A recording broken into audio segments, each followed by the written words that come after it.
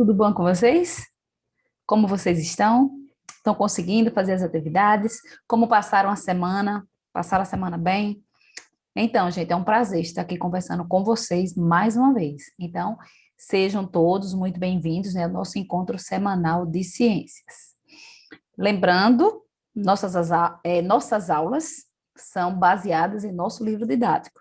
Então, é muito importante que vocês estejam com ele em mãos, né? Enquanto o vídeo vai passando, vocês vão acompanhando pelo nosso livro, tá bom? Então, na semana passada, nas 2 semanas anteriores, né, nós falamos da estrutura da Terra, das placas tectônicas, né, dos fenômenos ligados ao movimento das placas. Nesta semana será um conteúdo novo, né, um conteúdo diferente. Então, nesta semana, nós falaremos sobre a atmosfera, a composição da atmosfera. Vocês lembram da atmosfera a que eu estou me referindo? A atmosfera é a camada de ar que envolve o nosso planeta, não é? Então, agora, abram o livro de vocês, da página 30 até a página 40. Nós vamos passear por essas folhas aí, por essas páginas, conhecendo a composição do ar. Vamos lá? Você acha que o ar é sempre igual? Tanto aqui na superfície da Terra, quanto a 100, 200, 1.000 metros de altitude? Vocês acham que ele é igual? A composição, não é, desse ar? A composição da atmosfera é o mesmo gás ou são vários gases? O que é que você pode me dizer a respeito da composição da atmosfera? Vamos acompanhar o nosso texto? Na imagem, né? O que é que a gente percebe aí? Ó que lindeza! Um urso e esse gelo, gente. Tão diferente, né? Da nossa realidade. Não temos isso nem perto. Nós somos de região quente, né? Vamos lá. O urso polar caminha no gelo no arquipélago de Svalbard, na Noruega, em 2015. Essa espécie e muitas outras estão ameaçadas por atividades humanas que alteram a composição da atmosfera.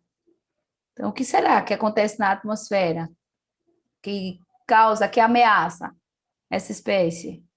E o que o homem faz que pode estar interferindo? Vamos lá. O ar é um dos componentes de extrema importância para a sobrevivência na Terra. Nele estão o gás carbônico, que é necessário para a fotossíntese, e o gás oxigênio, necessário para a respiração de muitos seres vivos. Lembram o que é fotossíntese? Nem lembro. Estão lembrados ou não? Continuando. A atmosfera, camada de ar que envolve a Terra, mantém a temperatura da superfície no planeta adequada à vida, além de filtrar os raios solares.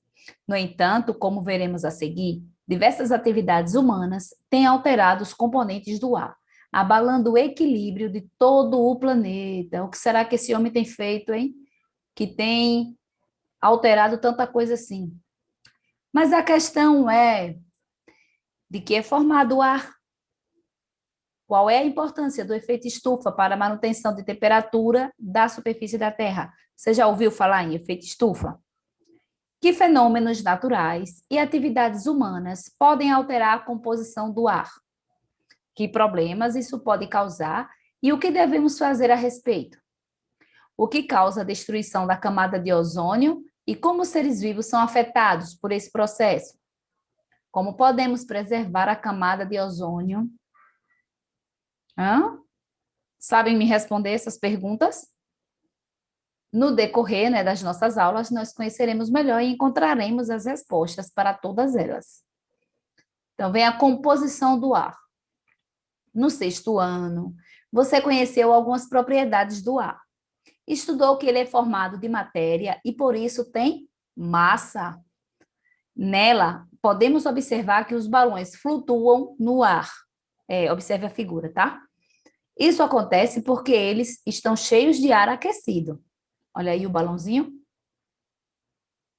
O ar quente se expande, fazendo com que uma massa menor de ar ocupe um espaço maior. Já o ar de fora do balão, mais frio, apresenta uma massa maior. É por essa razão que os balões conseguem voar. Então, olha aí a imagem, que linda, não é? Teriam coragem de se aventurar numa viagem de balão? Balão de ar quente sobrevoando a Chapada dos Veadeiros, em Alto Paraíso de Goiás. Isso em 2018.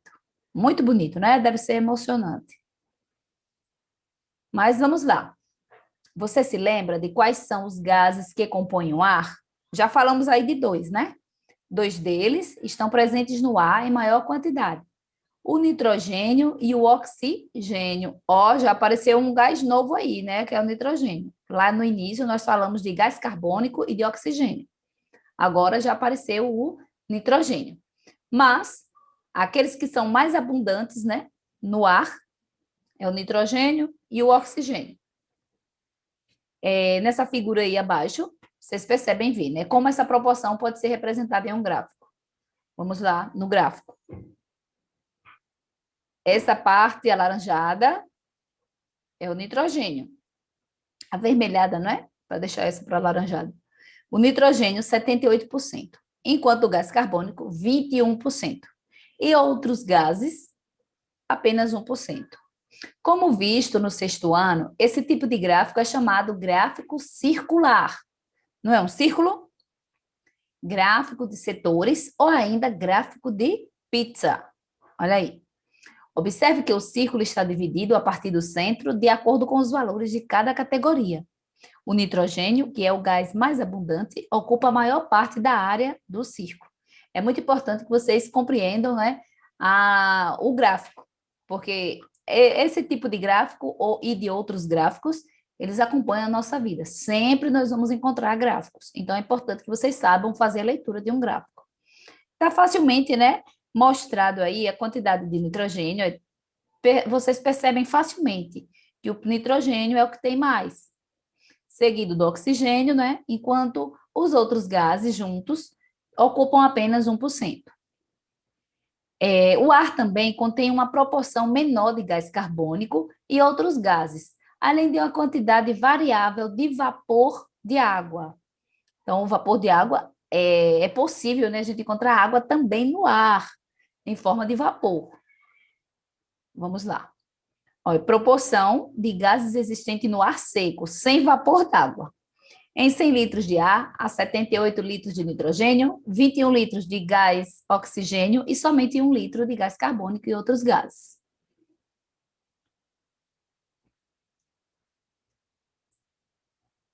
Gás oxigênio e combustão. Vamos falar do gás oxigênio. Mesmo tendo fósforo ou isqueiro, um astronauta não poderia acender uma vela na Lua. Você sabe por quê? Para responder essa pergunta, você precisa saber que para um material queimar, é necessária a presença de gás oxigênio. Na Lua não é possível acender o fósforo, o isqueiro ou a vela, porque lá não há gás oxigênio. Então, deu para entender, né? Dá para acender fogo na Lua? Não, porque não tem oxigênio. E para acender um foguinho, precisa de gás oxigênio. O processo de queima é também chamado de combustão. Na combustão, a combinação do gás oxigênio com outras substâncias libera grande quantidade de calor em pouco tempo. A energia da combustão é usada, por exemplo, nos fogões para cozinhar alimentos. O combustível do fogão é o gás de cozinha. Olha aí. Agora observe essa figura abaixo das velas, né, que mostra a mudança no tamanho de uma vela conforme ela queima. Olha aí. Para onde vai a parafina? A vela está aqui no início, ao tempo passou, ela vai diminuindo de tamanho. Olha aqui, até chegar ao final. Quanto mais tempo uma vela permanece acesa, menor ela fica. E aí, a parafina, ela não era tão comprida? Essa parafina aqui, toda, que queimou, ela ficou pequenininha. Embora tenha alguma parafina aqui derretidinha, mas é bem pouquinha, não é? O que está aqui não é o proporcional da vela inteira, do corpo todo da vela. E aí, para onde foi essa parafina? A combinação transforma o combustível, né, que nesse caso é a parafina, em outras substâncias, gás carbônico e vapor de água. Quer dizer, a combustão é uma transformação química ou uma reação química. Então, a parafina deixou de ser parafina e se transformou em gás carbônico e vapor de água, certo? Então, nesse caso, gente, quando há um material se transforma em outro, ele recebe o nome, né? Esse processo recebe o nome de transformação química ou reação química. Continuando, para que um automóvel funcione, por exemplo, é preciso que ocorra a combustão da gasolina ou do etanol dentro do motor, né? Depende do combustível, né? Do tipo de combustível que é usado no carro. Uma peça chamada vela solta uma faísca responsável por iniciar a combustão, que é a queima, não é? Que então libera a energia armazenada no combustível. Olha aí. Olha aqui o escapamento. A fumaça que sai do escapamento dos carros é resultado da combustão que ocorre no motor. Então, lá no motor está queimando, né? Então, essa fumacinha que sai é resultado dessa combustão. Uma faísca faz com que o combustível reaja com o gás carbônico do ar, provocando uma explosão. A energia liberada por combustão também é utilizada em usinas termoelétricas. Nelas, a energia de combustíveis, como o carvão ou o petróleo, é utilizada para ferver a água e produzir vapor, que movimenta turbinas e gera energia. Olha aqui o exemplo, né? A foto, usina termoelétrica Presidente Médici, em Candiota, no Rio Grande do Sul, né? Em 2017. Então, vamos lá. O carvão ou o petróleo, né? A energia desses combustíveis aqui fazem a água ferver. E o que é que acontece quando a água ferve? Produz vapor. Esse vapor movimenta turbinas e gera eletricidade. Continuando. O ciclo do oxigênio. Nós já vimos que para haver combustão precisa de oxigênio, né? Agora vamos falar do ciclo do oxigênio. Quando a gente fala em ciclo, nós falamos de algo que se repete, não é? Que uma etapa leva a outra e está sempre se repetindo. Então, você sabe por que não podemos viver sem o gás oxigênio? A maioria dos seres vivos, incluindo os seres humanos, usa esse gás para liberar a energia armazenada nos alimentos. O processo de liberação de energia do alimento com o uso do gás oxigênio é chamado de respiração celular aeróbia e ocorre dentro das células. A gente não percebe, né? As plantas, as algas e certas bactérias, além de realizarem a respiração celular aeróbia, ainda realizam fotossíntese. E que é isso? Que nome é esse? Eu sei que vocês já ouviram, né? Falar de fotossíntese. E também acredito que vocês estejam lembrados do que seja. Mas vamos lá. Esse processo utiliza água e gás carbônico do ambiente para a produção de açúcares, usados como fonte de alimentos por esses organismos e, como produto, libera o gás oxigênio. Então, vamos pensar na planta. A planta, para ela realizar a fotossíntese, né, para ela produzir o próprio alimento para ela, ela utiliza a água, utiliza o gás carbônico do ambiente, produz seu alimento, né, a energia solar, produz o seu próprio alimento e, em troca, não é, com o resultado desse processo, ela libera gás carbônico no ambiente. Quem é que faz isso? Plantas, as algas e certas bactérias, né, um grupo chamado cianobactérias. O gás oxigênio produzido pelos organismos fotossintetizantes, né, que são esses organismos aqui que já citamos, e os próprios organismos são aproveitados também pelos animais e por outros seres vivos, como os fungos. Olha aqui, na figura ao lado, em um aquário, por exemplo, os peixes, né, aproveitam o gás oxigênio produzido pelas algas e também se alimentam delas. Então, as algas estão aqui produzindo o gás oxigênio e o peixe vai respirar utilizando esse oxigênio e também se alimenta da alga. Observe, não, no parágrafo anterior. No processo de decomposição, bactérias e fungos obtêm energia a partir de restos orgânicos, como pedaços de plantas e animais mortos. Observe na figura aí abaixo como o oxigênio circula na natureza. Ele é produzido pela fotossíntese e consumido pela respiração dos seres vivos. na combustão e na decomposição. Então, a setinha para baixo é quando ele absorve, não é? A setinha para cima é quando ele é liberado na atmosfera. Então, aqui na combustão, ele vai usar o oxigênio. Na respiração e decomposição, os animais, né, os seres vivos na respiração, e quando os restos orgânicos se decompõem também, eles absorvem o gás oxigênio. Na fotossíntese, eles produzem oxigênio, liberam no ambiente, olha aqui as algas, tá bom? E na respiração e decomposição aqui também vai utilizar, né? Então, a setinha laranja libera no ambiente e a setinha amarela consome, certo? Observe aqui a explicação, o oxigênio atmosférico, a setinha sobe e desce, ozônio e o oxigênio atmosférico. É uma troca. Continuando. No sexto ano, vimos que a estratosfera é a camada de ar acima da troposfera. A troposfera é a camada de onde os seres vivos retiram o oxigênio para a sua respiração. E no caso das plantas, o gás carbônico para a fotossíntese. Vamos encontrar a estratosfera? Troposfera é a primeira camada. E é que está em contato com a gente, né? Contato direto aí, coladinho na superfície.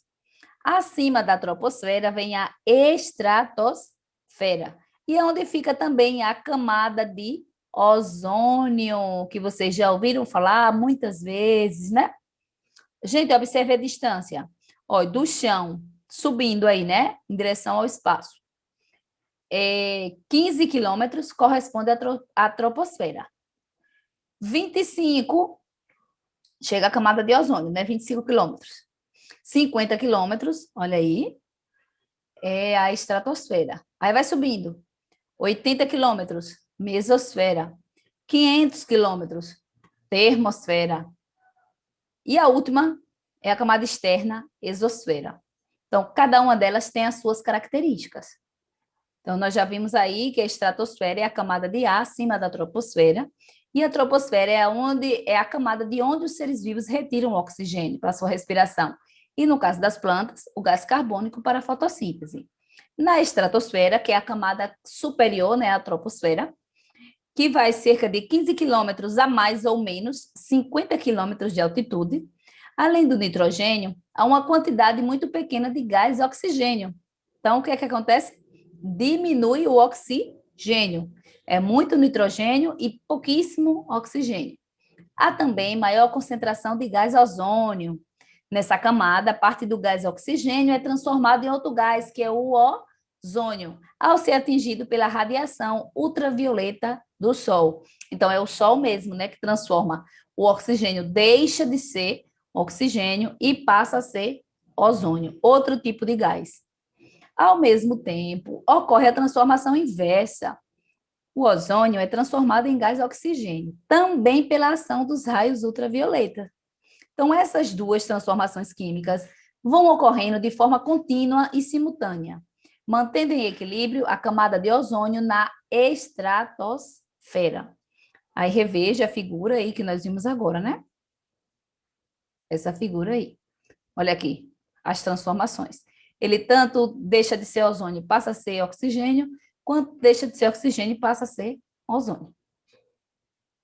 Continuando. Nós já vimos, né? Mais adiante, veremos que certos produtos químicos podem acelerar a destruição do ozônio e, por isso, podem causar danos aos seres vivos. Então, vamos lá aí. As camadas, mais uma vez. Observe o que fica, o que a gente pode encontrar, né, em cada uma dessas camadas. Olha aí. Avião a jato na estratosfera, o avião comum e o balão na troposfera, né, que é a primeira. Nuvens. E lá, ó, os satélites na termosfera, que já está bem mais distante. Continuando, nós falamos do ciclo do oxigênio, né? Essa transformação de oxigênio, tanto aqui na superfície, né? Entre os seres vivos, quanto no espaço também, né? Na estratosfera, ocorre essa transformação de oxigênio em ozônio e de ozônio em oxigênio, feita pelos raios ultravioletas do Sol, não é? Então, agora vamos falar do ciclo do carbono. Você já tomou água mineral, gasosa ou gaseificada? Em sua opinião, como são formadas pequenas bolhas dessa água? Então, observe aqui a imagem. Olha aqui, água mineral gaseificada, cheia de bolinhas, né? Bolinhas de ar. Existem águas minerais naturalmente gasosas. Outras são gaseificadas artificialmente. Em ambos os casos, o gás que forma as bolhas é o gás carbônico. Então, esse gás que a gente vê aqui não é o oxigênio, não, é o gás carbônico, como também nos refrigerantes. O gás carbônico é encontrado naturalmente na atmosfera e faz parte de um ciclo da natureza conhecido como ciclo do carbono. Uma parte do carbono da Terra está nos compostos minerais, como aqueles presentes nas carapaças de organismos, como conchas, como as ostras e os caracóis, ou no esqueleto de crustáceos, como caranguejos e camarões. No próximo capítulo, vamos conhecer um pouco mais sobre esses organismos. Outra parte se encontra ainda na forma de depósitos orgânicos fósseis, como o carvão mineral, o petróleo e o gás natural. Então, isso tudo é carbono. Essas reservas de carbono se originaram de vegetais e de outros organismos que foram soterrados e, durante centenas de milhões de anos, estiveram sujeitos a grandes pressões das camadas e sedimentos. Essas formas de carbono voltam à atmosfera como gás carbônico, principalmente pela queima de combustíveis fósseis. Como você viu nas páginas anteriores, esse gás é utilizado pelas plantas, não é? A produção da fotossíntese, lembram? Para a produção do próprio alimento, pelas algas também, e por certas bactérias na produção de açúcares pela fotossíntese.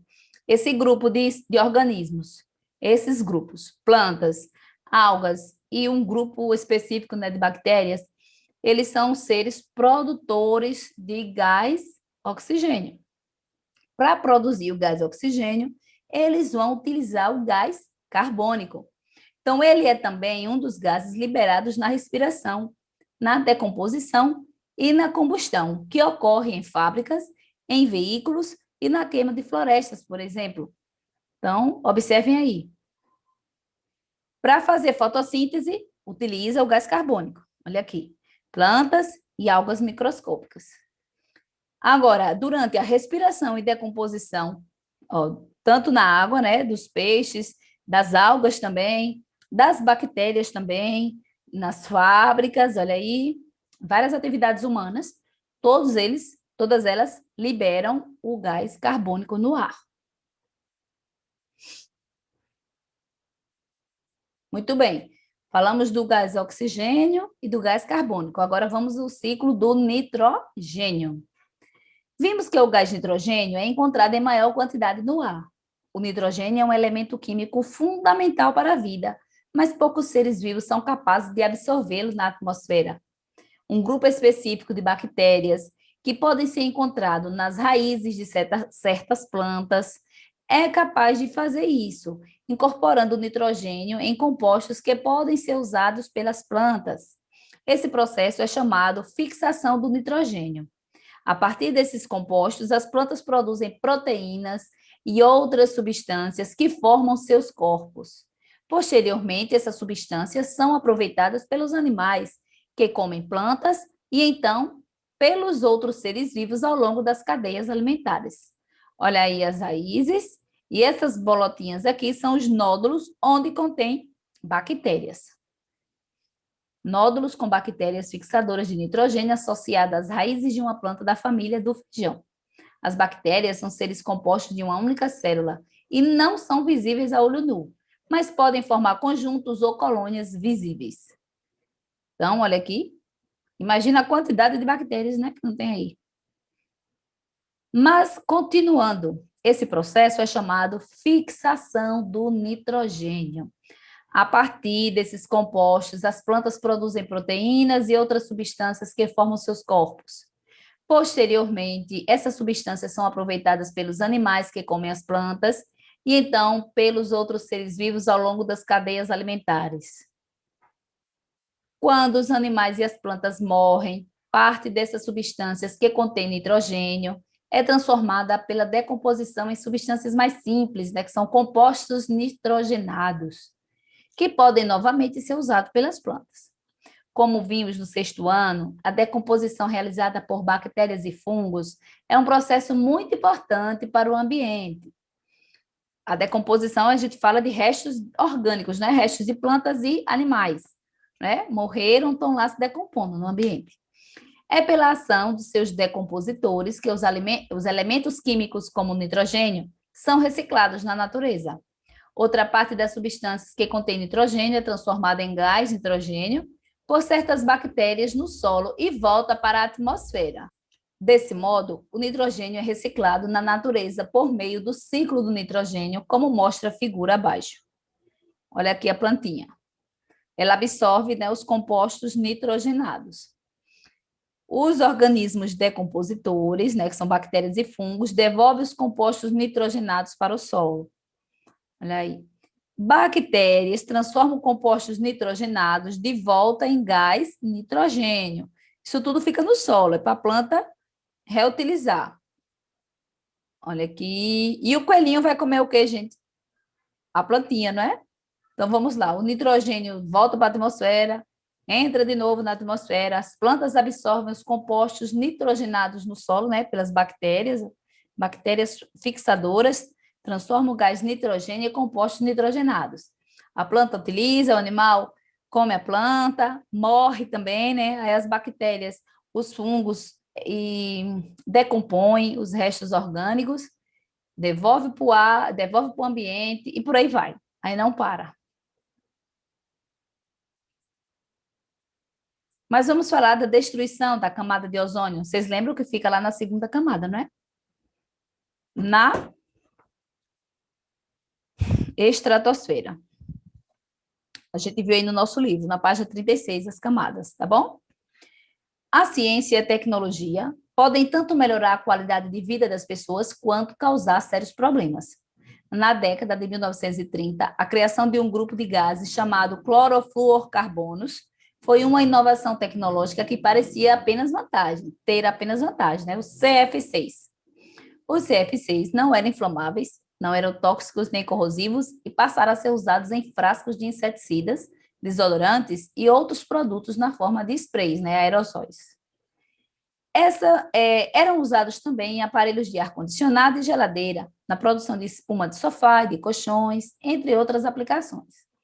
Porém, após alguns anos, pesquisas científicas começaram a indicar problemas decorrentes do uso desses gases, né?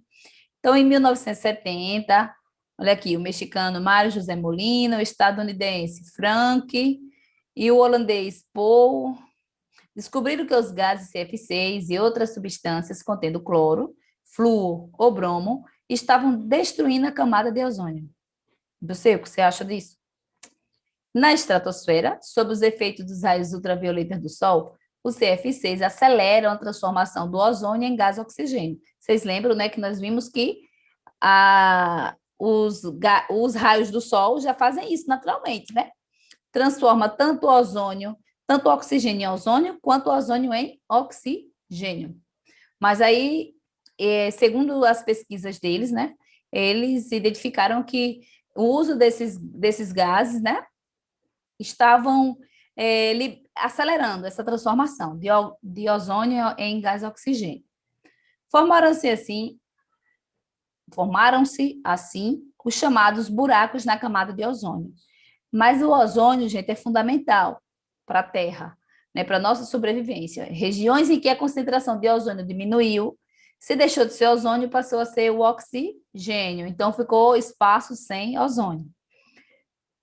Como essa camada absorve parte dos raios ultravioletas emitidos pelo Sol, nas regiões com menor concentração de ozônio, os raios ultravioleta passam em maior intensidade, atingindo e prejudicando os seres vivos.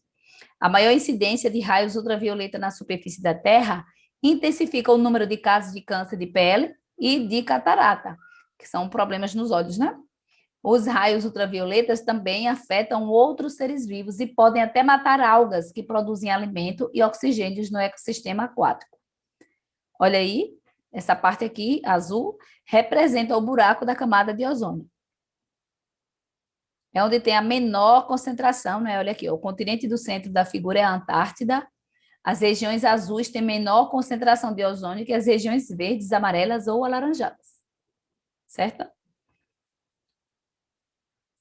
Mas e aí? O que fazer com esse buraco? Será que dá para mudar? Vamos lá. Recuperação da camada de ozônio.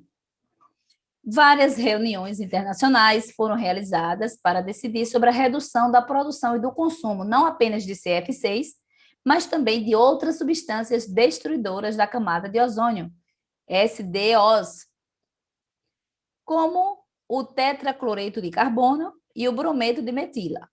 Em setembro de 1987, o Brasil e outros 196 países assinaram o Protocolo de Montreal, que é um tratado internacional que estabeleceu metas de eliminação de CDOs, SDOs.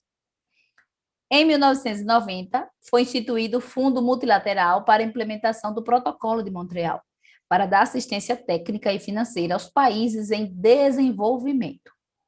O CF6 e outras substâncias nocivas começaram, então, a ser substituídos na indústria por gases alternativos que não destroem a camada de ozônio ou são menos nocivos a ela. Além disso, o Brasil e em outros países houve políticas de incentivo à substituição de equipamentos de refrigeração antigos, além de treinamento de profissionais para coletar os gases durante a manutenção de equipamentos com CF6. Então, houve todo um trabalho, né, para mudar, para diminuir essa produção desses gases CF6, né, para diminuir esse efeito estufa. Efeito estufa não, para diminuir o buraco da camada de ozônio. Efeito estufa a gente vai ver logo mais na frente. Gente, o desenvolvimento de uma tecnologia como a do CF6, inicialmente atraente, é um exemplo de quão complexas e desconhecidas são as reações estabelecidas no ambiente. Esse é também um exemplo de como, diante de uma crise, vários países podem unir forças e chegar a acordos em busca de soluções. Além das providências governamentais, cada um de nós deve contribuir para a preservação da camada de ozônio. Alguns substitutos do CF6 ainda agridem, mesmo que em menor grau, a camada de ozônio, ou então colaboram para intensificar o efeito estufa. Assim, ao consertar ou substituir aparelhos refrigeradores, devemos nos certificar de que a empresa contratada recolhe o gás, em vez de liberá-lo para o ambiente. Veja a figura aí abaixo, né? Se for necessário descartar um aparelho velho, devemos procurar serviços de coleta especializados, que também disponham de equipamentos adequados para o recolhimento dos gases que podem ser reutilizados. Olha aí. Descarte, né, dos refrigeradores e aparelhos antigos. Então, nós terminamos aqui, né, na recuperação da camada de ozônio. Falamos sobre os vários ciclos, né? Sobre os vários ciclos. Ciclo do oxigênio, ciclo do carbono, ciclo do nitrogênio.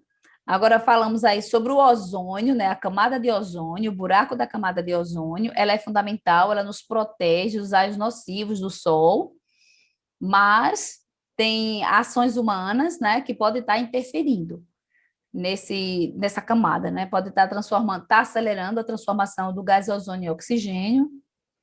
E vimos também maneiras, né, para tentar diminuir esse problema, certo? Agora vamos fazer nossa atividade. Questões de 1 a 4, na página 49. Vamos lá. São 4 questões, faremos 2 agora, e a terceira e a quarta vocês ficarão livres para fazer e tirar as dúvidas com o professor da turma, tá bom? Então, questão 1. Usando apenas um copo e um pouco de água gelada, como é possível demonstrar que o ar contém vapor de água? Lembro do que nós vimos inicialmente, falando sobre o ar? Por que que um copo, se eu pegar um copo, encher com água gelada e deixar lá no ambiente, por que que ele vai ficar todo molhado ao redor? É a água que vem de dentro do copo? Não, não é? Ali é o vapor da água que se condensa, não é? Ele está em forma de vapor, está no estado gasoso. Então, a partir do momento que ele entra em contato com o vidro, que vai estar numa temperatura mais baixa, ele vai se condensar e a água troca de estado, né? Sai do estado gasoso e vai para o estado líquido. Então, aquela água que molha todo o copo é a água que está no ar, tá certo? A questão 2. Qual é o gás necessário para que ocorra o fenômeno da combustão? Lembram lá da pergunta? Será que é possível você acender um fósforo na Lua? Por que não é possível? Porque lá não tem oxigênio. Então, qual é o gás necessário para que ocorra o fenômeno da combustão? Qual é? Quem falou oxigênio, acertou, tá bom? A questão 3. Quais são as duas substâncias produzidas, na maioria dos casos, quando ocorre uma combustão? Vocês vão lembrar. Queimou, produziu duas substâncias. E na maioria dos casos de combustão, né? Elas são sempre produzidas. Quais são elas? Lembra, não? Então, dê uma olhadinha aí do material de novo que a gente falou. Na parte que fala em combustão, vocês vão encontrar. Que é justamente uma transformação ou reação química, não é? Quando uma substância se transforma em outra. E a quarta, o professor fez o experimento ilustrado a seguir. Observe letra a vela está acesa. Letra B, a vela está acesa, só que agora com um copo, né? Em cima dela aí, ó. Abafou com um copo. E na terceira, a vela apagou. Então, letra A, no caderno, explique por que a vela coberta pelo copo se apaga logo. Letra B, se o copo fosse maior, o tempo até a vela se apagar mudaria? Seria maior ou menor? E por quê? E a letra C, em relação à concentração de gás carbônico do ar dentro do copo, você esperaria que ela fosse maior em B ou em C? Então, vamos lá. Caprichem aí na atividade. Boa sorte, né? E envie para o seu professor, tá bom? Até a próxima aula, né? Já já nós teremos mais uma, tá bom? Tchau.